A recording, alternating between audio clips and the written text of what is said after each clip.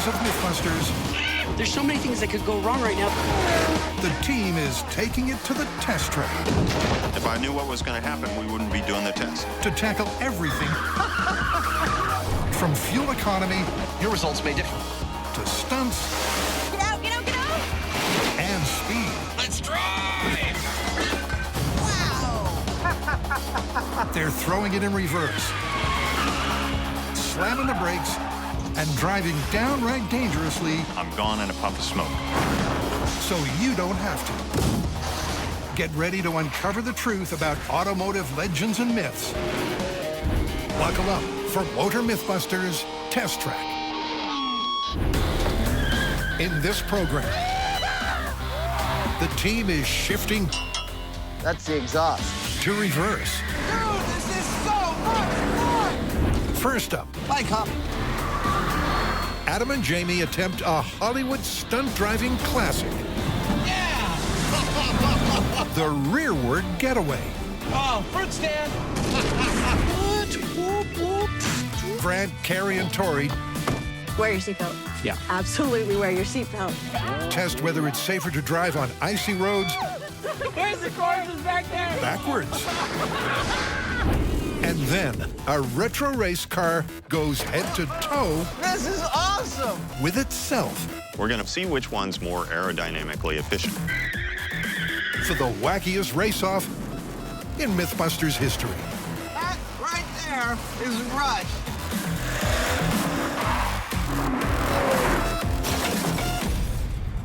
So driving in reverse. Paint me a picture. Well, look, our hero, let's say, is driving down a one-way street. He thinks he's home free, but blocking his path is a villain in a car. He's got nowhere to go, so using the only avenue open to him, the hero throws the car into reverse and backs up, bobbing and weaving through traffic at high speed to eventually evade his chaser. And you want to know if this is possible. I totally do. We've been trained to drive in a lot of different ways over the years, but backwards isn't one of them, and it involves a lot of different skills, not only driving ability and spatial awareness, but also really proprioception. Yeah, let's get to driving. Okay.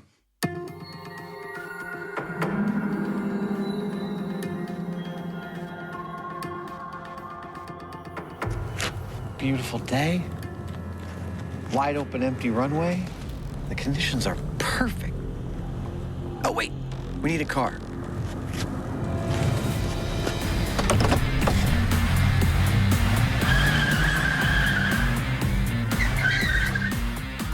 You ordered a car? Indeed, I did, sir. Perfect timing.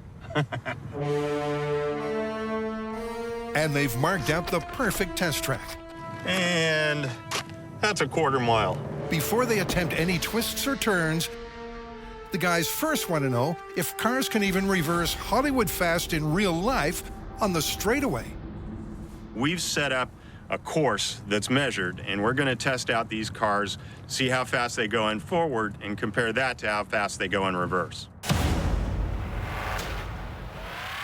All right, Mr. Hanneman, are you ready? I'm good to go. All right, commence quarter-mile test in 3, 2, 1, go. Here it comes. 80 miles per hour. It's a good start for their converted cab. But how will that speed compare when it's back to front? Most cars you're ever going to run into have only one reverse gear, which means that the top speed of your car in reverse is ultimately limited by the reverse gearing and the speed at which the engine is turning over. Now, will our car be able to go as fast as they seem to go in the movies? That is just what we're about to find out. On Adam's count, Jamie will go full throttle. Okay, Adam, I'm in place and ready to go in reverse. All right, Mr. Heineman, in 3, 2, 1, go.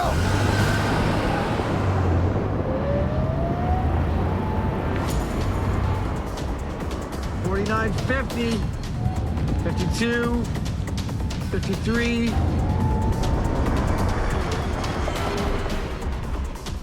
54 miles per hour. It's an impressive result. Reaching freeway speeds is more than a match for a Hollywood hero. But it's not all good news. The trick with driving at a high speed in reverse was to not do very much, just kind of hold still and try and keep the car in a straight line. But unfortunately, we're not going to have that option now, because now we've got to drive through a slalom in reverse, and that's all about steering. There are a couple of reasons that cars are difficult to drive at high speed in reverse. Yeah, you started to lose it at about 50. Man. And the first is that the steering is not self-centering. If you let go of the wheel of a car going forward for just a second, it'll tend to self-correct because of the offset of the wheels.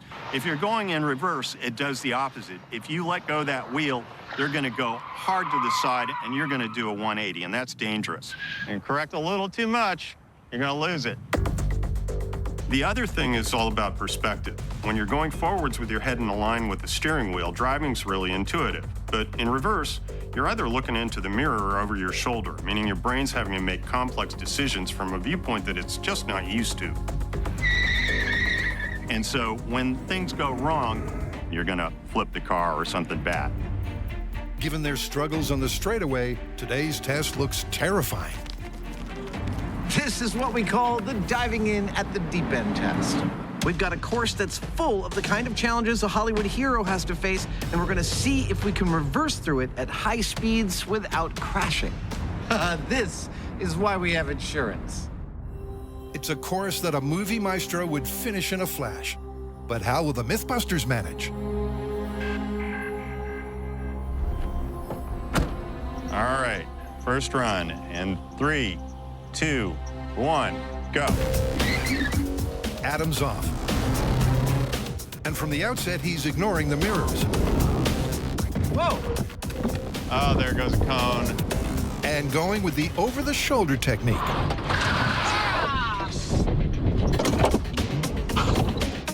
But it's hardly paying dividends.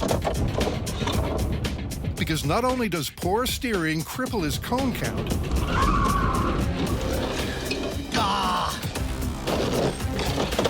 his slow speed means his time is terrible. How did I do? 1 minute, 7 seconds. 1 minute, 7 seconds? I'll tell you what that does. It wreaks havoc on my neck. Well, I had a couple of screw-ups on that one. It's very hard to gauge how hard you need to hit a turn in reverse, because all of your metrics for reaction in terms of how the car moves are way off kilter. It's a far more sensitive device in reverse. Indeed. But can Jamie master the method and reverse this myth's fortunes? All right, cowboy, here we go. And 3, 2, 1, go! I love that this is our job. Unlike Adam, Jamie's using the mirrors and the over-the-shoulder system. But it's not a winning combination. Because his crash course is even worse than Adam's. Eventually, he crawls to the finish line in a sluggish 72 seconds.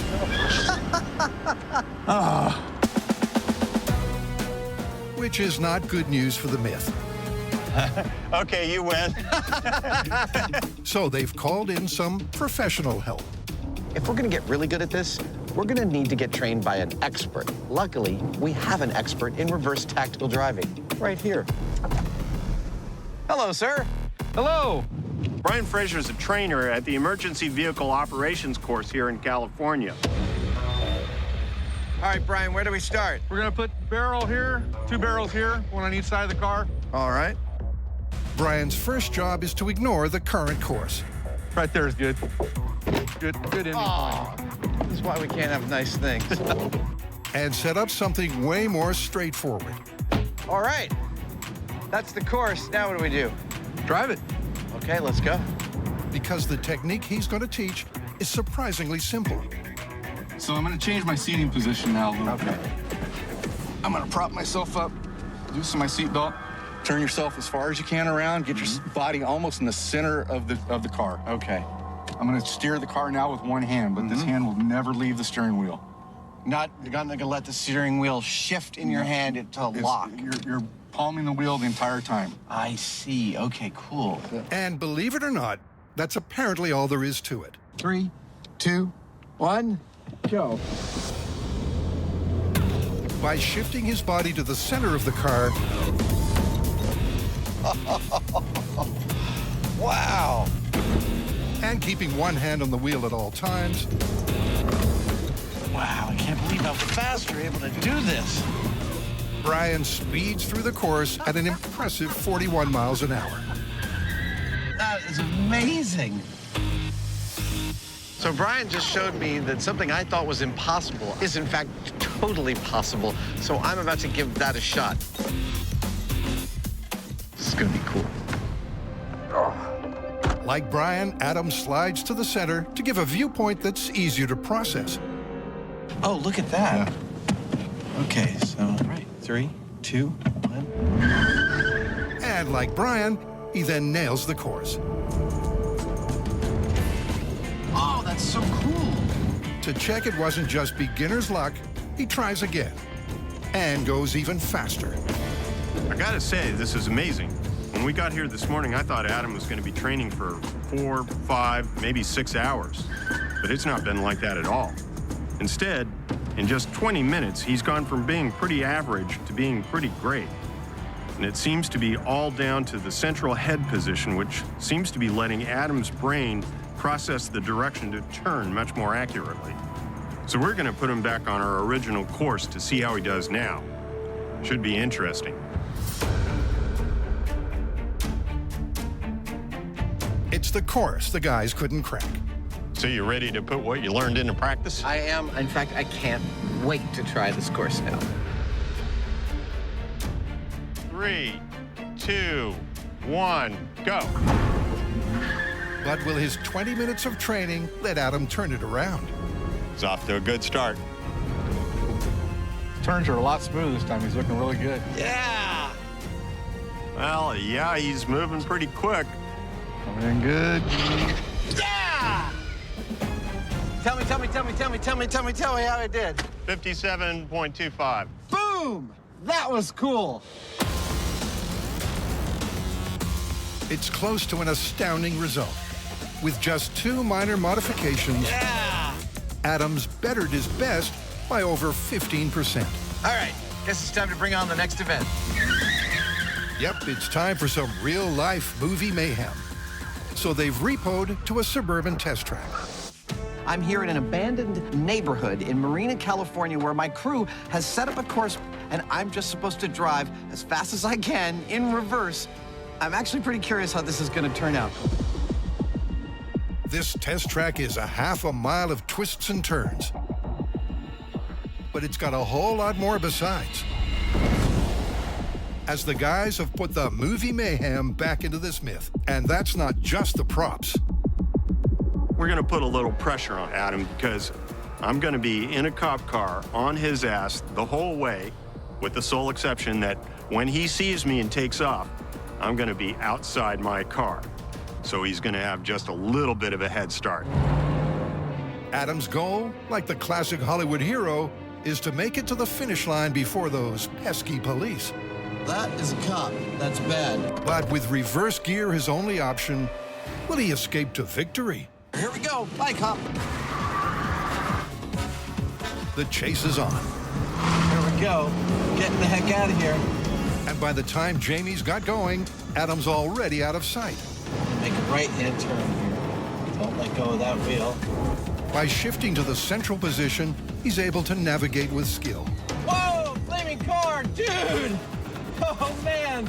Post-apocalypse! At least when he wants to. I want those boxes! Come on! Yeah! But while his steering is supreme, I don't know where he is. I hope he's not close. and his speed is fast, it's no match for Jamie. Oh, fruit stand! I'm not gonna miss the fruit stand.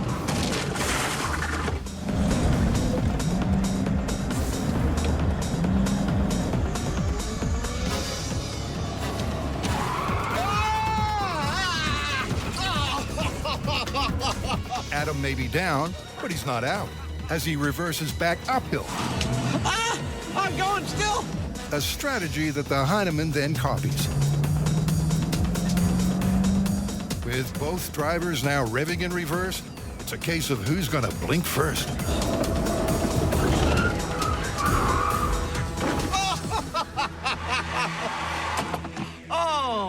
Yet another in a long line of things that we should just set up for the public and charge money for. That was awesome. Step out of the car with your hands up. That was so much fun. Oh my God. That was the best thing ever. Well, that went pretty much as good as I could have imagined. First off, the course was amazing, full of all sorts of really interesting obstacles, from fruit stands to dudes fixing their cars to, come on, a flaming car. I also was able to go through it really fast. I mean, fast enough where I almost lost control of the car on a couple of the straightaways. Like, it started fishtailing, but because of Brian's training, I was able to bring the car back under control. Ho-ho! Almost lost a little control there. Then I actually spun out and Jamie hit me, but again, in reverse, I bolted back up the hill and Jamie chased me, and it was all going pretty good. But I was going too fast on the accelerator, and I spun out. He jammed into my front wheel, and I could not move. Test over. So how you want to call it? I have to say, I started this story thinking it was going to be handily busted, and I am now thinking that it's actually plausible. It's not unreasonable how much speed and maneuverability you can get going in reverse. Yeah, I mean, both of us, I think, if we had our choice, would go, you know, front forward. Yeah. Because that's going to be your better option, but surprising how good it can be. Let's call it plausible. All right, All right, I'm going to drive forward home, though. if you can.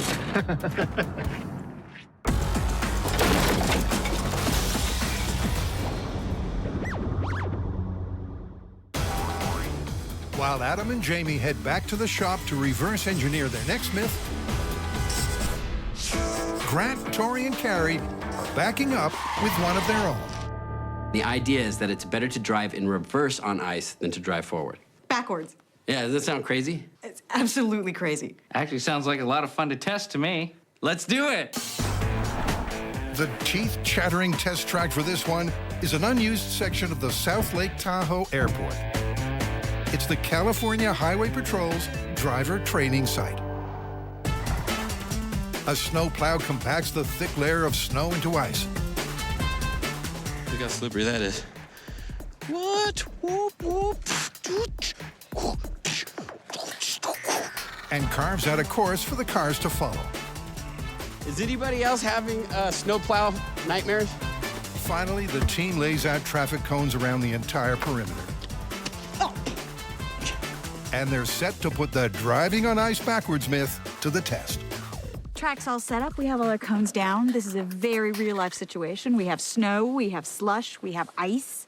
I think we're ready to test it, so let's go over how we're gonna do it. We'll go at 15 miles an hour forward and then going backwards and see which one performs better overall. We've got a couple types of cars, a rear-wheel drive and a four-wheel drive. So let's do the same set of tests, forward and reverse, see if that makes a difference. I'll take front-wheel drive. All right, I get the convertible. All right, I'll take the four-wheel drive. Great. Cool. The car's different drive systems either propel their front, rear, or all four wheels. By testing all three types, the team will learn if they have different traction abilities and can hold the road better in reverse. Carrie's going to take the wheel first. 15 miles per hour is the set speed limit. Slow enough to be safe, but fast enough to give the wheels of the cars enough momentum to move through the slush. Carrie, how many times have you driven on the snow? This is actually the first time I've ever driven on snow. Nice. Here we go. This is forward, 15 miles an hour, front-wheel drive. Carrie hits the gas. Whoa! You can start off slow. Okay, I'm at 15. But even driving at such a low speed quickly loses her grip. Keeping 15. I'm sliding a little bit here. 15 feels a little faster on this slush. It's not long before she takes out her first victims. Number 2.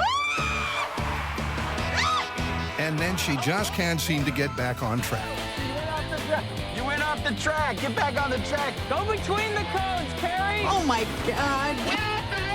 The turns are where things really get tricky. Coming around the last U-turn, still at 15. I would too. I'm gonna do 15 to the end and stop. Thankfully, she comes to a safe stop. Have you been drinking, Carrie? Woo! Well, that was much more slippery than I had expected. Oh, I'm sliding a little bit. It is so difficult to drive on ice. That's scary. Now to see if the front-wheel drive has better traction in reverse. You ready? Yeah. No. Yeah. Wear your seatbelt. Yeah. Absolutely wear your seatbelt. Grant bravely volunteers to monitor the speedometer for Carrie. You're already coming off the track. She hasn't even gone 2 feet. She's already coming off the track. This is not looking good. Here we go. Front wheel drive going in reverse, hopefully staying at 15. I'm taking cues from you, so let me know if I need to go faster or slower. Okay. And she's off. 5 miles an hour. Grant counts up her speed, and she's looking surprisingly steady. Holding 15. Looking good, Carrie. This Smith may have some traction. She's actually doing better in reverse. That's amazing. Well, maybe not. But as soon as she hits the tight curves, things spin out of control. Okay, you know what? Before you destroy the entire course, why don't we just take a breather? I think we've got a cone underneath us or something. Grant, can you hear me? Pull the key out of the ignition.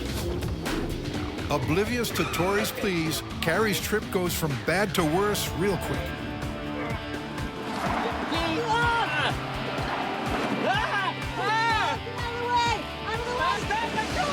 Stop the car! Stop the car! Why didn't you take control of the situation? She destroyed the whole course. You're crazy! So it's clear that driving backwards in the front-wheel drive was way more dangerous than going forwards. I think that the main factor here is that driving backwards at 15 miles an hour is very difficult as is. And the amount of traction that you might possibly gain from going in reverse will not compensate for the fact that it's just too wily going backwards. On the cone count scoreboard, driving in reverse, Carrie wiped out a wily total of 14. There you go. Look, there's a whole family of them. Now it's Tori's turn. You know, this is the rear-wheel drive, and it's got the engine in front of the vehicle. Your drive wheels are in the back, so you don't have the weight of the engine holding down those drive wheels. So it's going to be interesting to see if we have more traction. Topless. I like it. I mean, we got a convertible. We might as well use it, right? The course has been re-iced for Tori's first run at 15 miles per hour. So this will be rear-wheel drive going forward. He powers off. Yeah! A little squirrely. The sports car is squirrely for sure, but Tori relaxes and enjoys the slide. Yeah, it's like drifting. I was doing a little bit of drifting. It's so much fun. You turn into those corners and your whole car goes sideways, and you just kind of ride it out. Because the shot says, It's done pretty good. I don't see any down yet. Tori completes the circuit with no knockdowns. All right. Dude, this is rad. It's just like drifting. Oh, we're gonna have fun, Carrie. Don't you worry about that. Now to see how rad reverse is. For this run, Carrie will be Tori's co-pilot.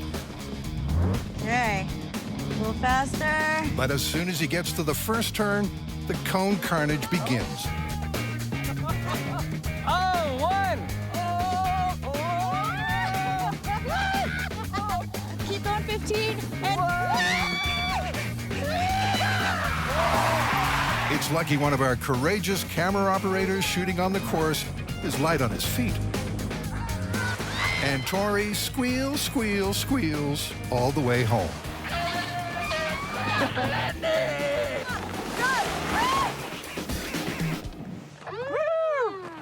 Wow. Yeah.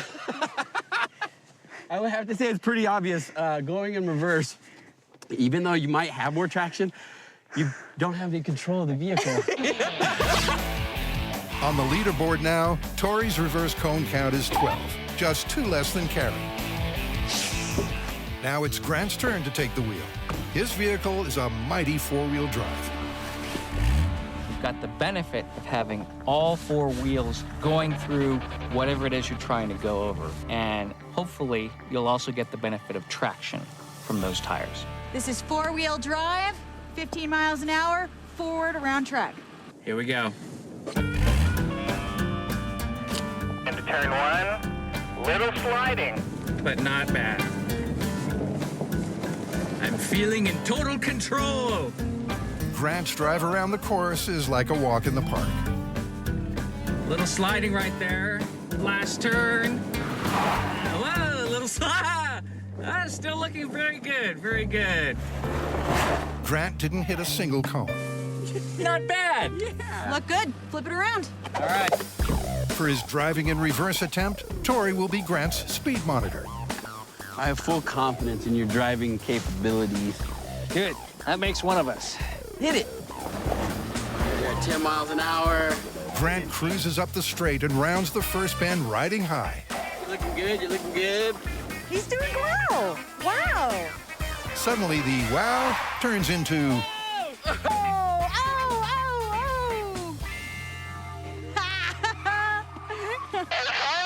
In reverse. Okay. Grant is knocking cones down like dominoes. Oh, that's oversteering. And to make things worse, Tori is the ultimate backseat driver. Whoa. Where's the course is back there? Okay, I got it. It seems like Grant's teenage years playing Pac-Man have finally paid off. Are you trying to see how many cones you can knock over? You knocked over more than any of us. Sure enough, in reverse, the final cone count standings are Carrie 14, Tori 12, and Grant 20. Dude, you're the winner, bro. Nice work. Shut up. How many times did he go off the course? Was he on the course? So, no matter what kind of car you drive, what have we learned in MythBusters Driver's Ed today? Going in reverse is nuts. It is not going to give you more traction or more control, and I don't want to see people driving on the roads backwards. Rear-wheel drive, front-wheel drive, and four-wheel drive. Totally busted.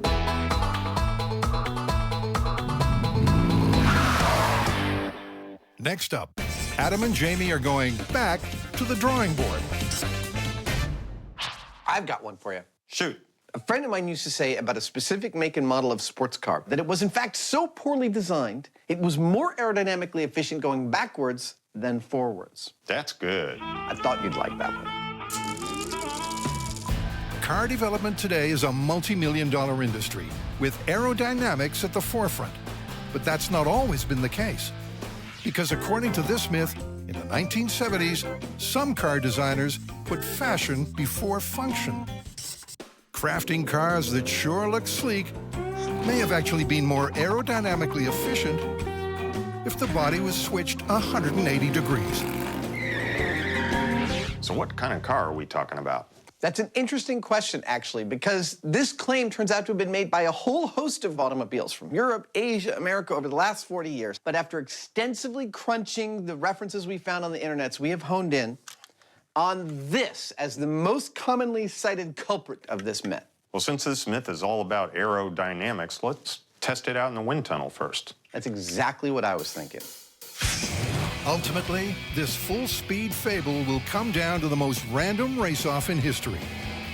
But before that checkered flag, it's time for some small-scale science. This is a 1/24 scale model of the sports car that this myth is about.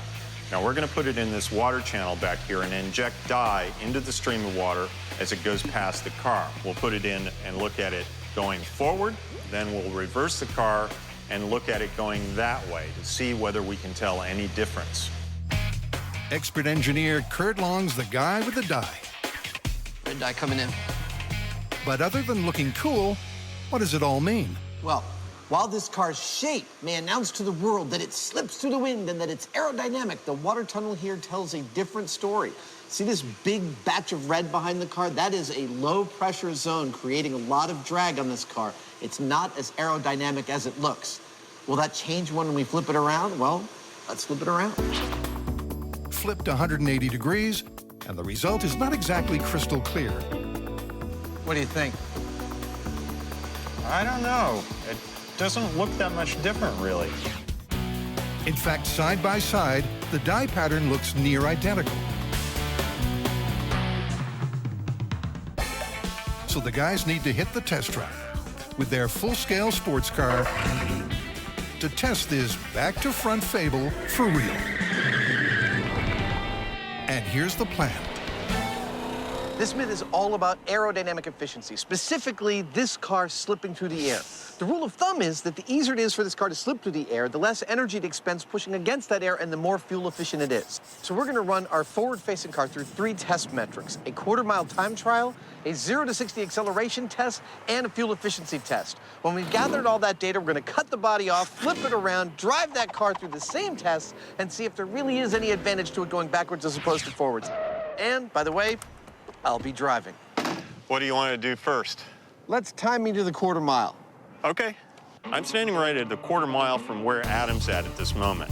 All I'm gonna do is time how long it takes Adam to get here. Okay, Adam, quarter mile, starting in 3, 2, 1, go. Our red road warrior slips through the air with the greatest of ease. 14 seconds. 14 seconds on the nose. But one run ain't enough. So Adam races through again. 14 seconds again. Like any good Mythbuster, Adam's happy to go the extra quarter mile. I could do this all day long. 14 seconds. In the forward position, the sports car was able to do the quarter mile in 14 seconds, very consistently. Thanks, Jamie. We'll flag that information later. With the quarter-mile testing ticked off, it's on to baseline number 2. Here's how this test is gonna go. I'm gonna start right here on the starting line. Jamie will be down there with a timer. He is gonna go 3, 2, 1, and start that timer. At the very moment he says 1 and starts that timer, I'm gonna take off from the starting line, fanging it out, hell-bent for leather, towards Jamie, like this. Now, about this far down the track, about 800 feet, Jamie will be standing here with a radar gun, and remember his trusty stopwatch, and he is going to be watching that radar gun until my speed is 60 miles an hour, and then he will click that stopwatch a second time, and we'll get the metric of how long it takes me to get from 0 to 60 miles per hour. Let's get started. All right, Jamie, I'm back in position on 1. Okay, stand by for my mark. Copy that. Start moving the car.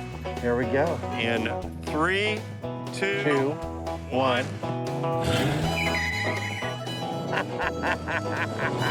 I don't get tired of that.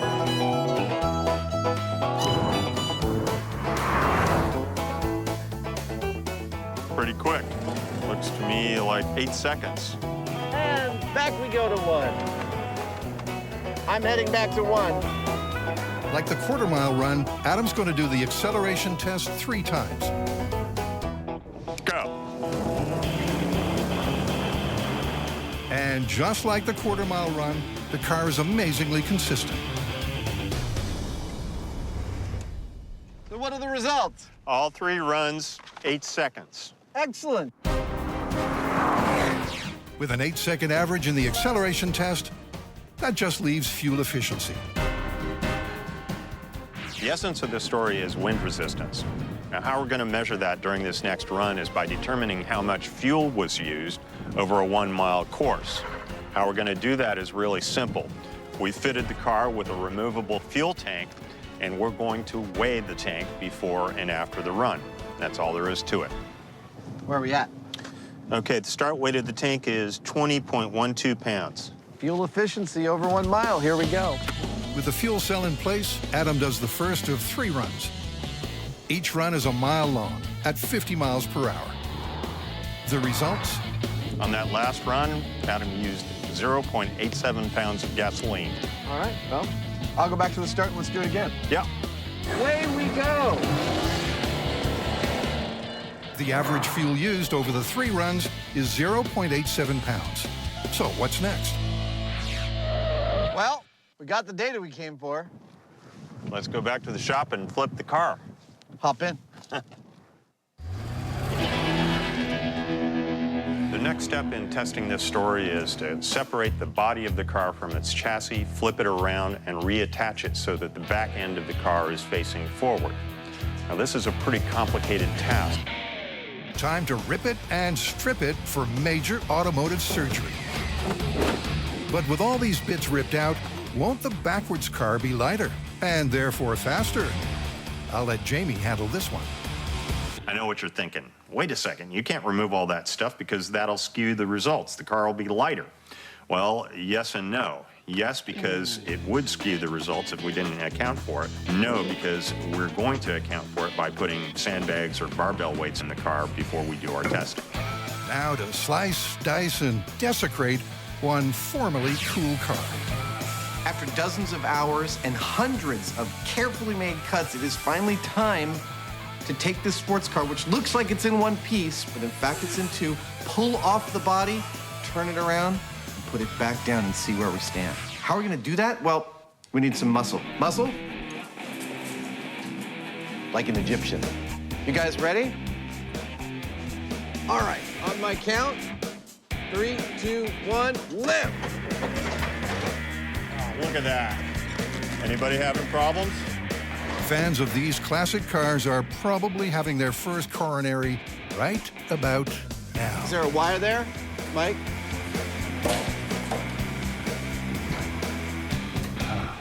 Lovely. I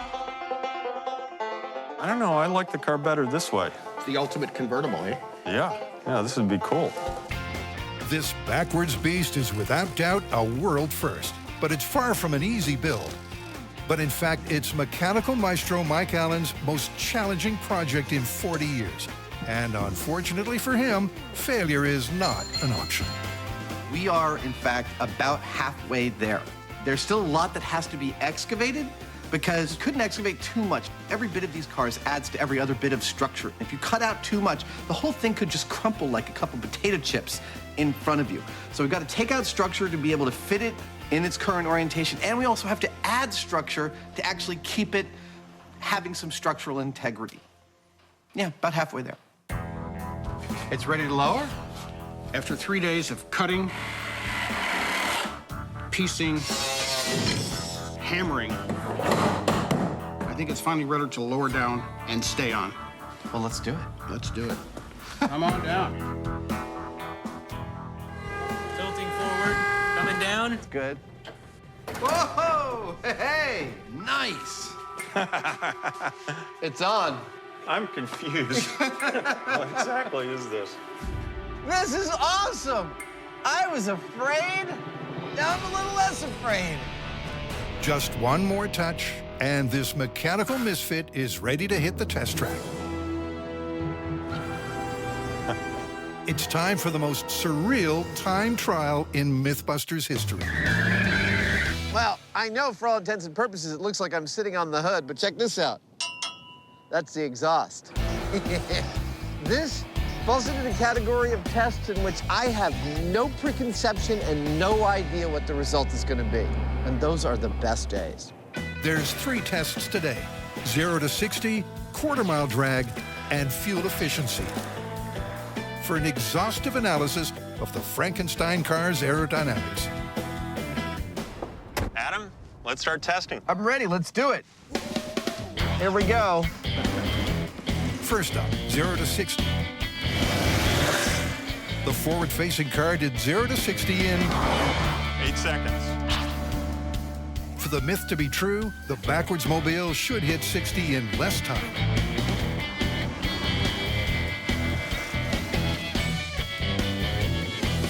Okay, Adam, 0 to 60 in 3, 2, 1, go.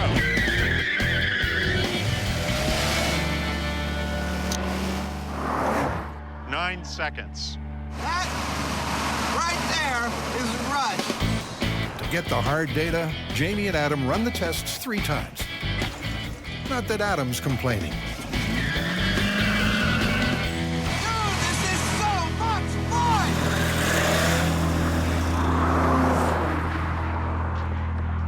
9 seconds again. 8 seconds. So how did I do on that? The runs with the car facing backwards were an average of 8.66 seconds. How does that compare to the forward-facing test? The average on the forward-facing car was 8 seconds. So the backwards was a little slower. It is. Test 1, and the myth's got a dent.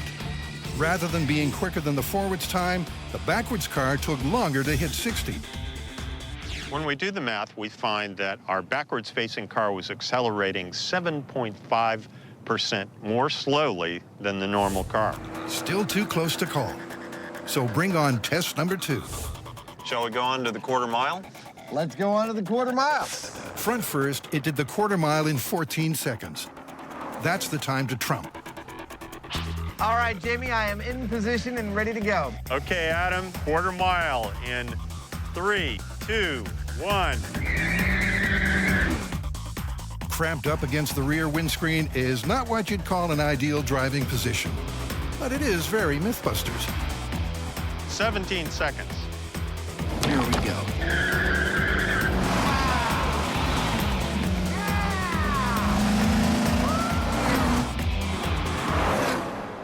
17 seconds.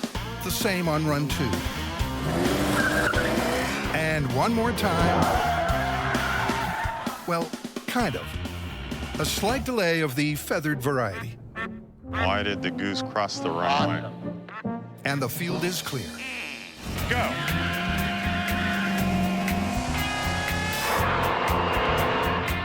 "16 seconds. How did I do on the quarter mile? You're doing the quarter mile in an average of 16.6 seconds. And how does that compare to the forward run? Forward test was 14 seconds. A little bit slower. Yep. Nice. Over the quarter mile, our backwards-facing car was going 18% slower than the normal car. Actually, that's technically not accurate. Since we don't know the speed of the car when it crossed the quarter mile, it's more accurate to say that it took 18% longer to get to the quarter mile flat out. Whatever. Time to gas up for the backwards-facing fuel efficiency test. In the forwards-facing test, the Retro Racer used an average of 0.87 pounds of fuel over 3 runs on a 1-mile track at 50 miles an hour. Now they're at it again, filling her up and weighing the tank. There we go. 29.32 pounds. Running the mile. Go.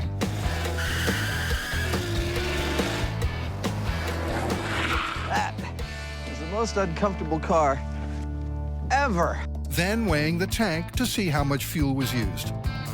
28.6 pounds. But after 3 runs over the same distance at the same speed, the results are puzzling. Okay. The difference between forwards and backwards is much larger than in the other tests. And that's got Jamie concerned. Our runs with the body on reverse are showing an increase in fuel consumption of 44%. That's an awful lot, and it makes me suspicious. Suspicious that the data may not be correct. No idea what that means. Jamie and Adam are stumped. They're going to need a plan B. I've got 2 problems with this story right now. One is our data. I don't feel like it's definitive, and I don't feel like it answers the question yet. And the second? The second is I can't shake the feeling that I want to see a race-off between our backwards-facing car and a forwards-facing car racing each other at the same time. Yeah, me too. I'm glad you're on the same page. Let's do it. So it's back to the test track for a showdown. So this is what we've come up with. 2 cars, identical make and model. One of them as the manufacturer intended, the other one with its body on in reverse. We're going to see which one's more aerodynamically efficient. So how are we going to make this race a fair fight when these 2 cars' engines might be tuned differently? Here's how.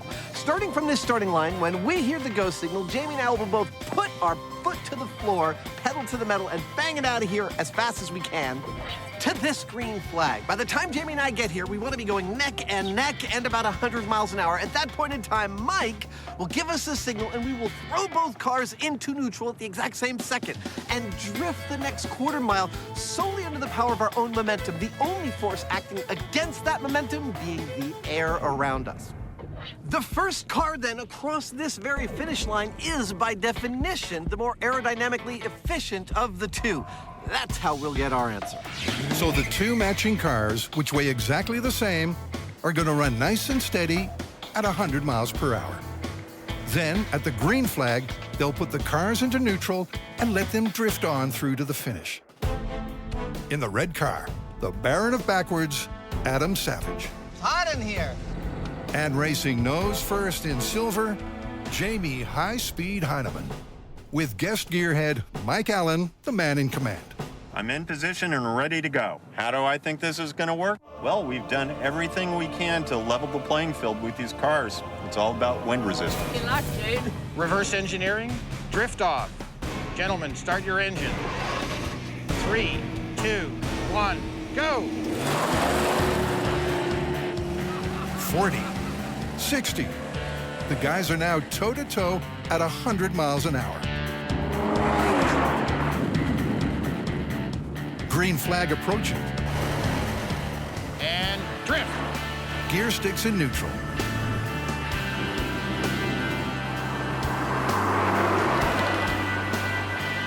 The pictures tell the story. Front first was first.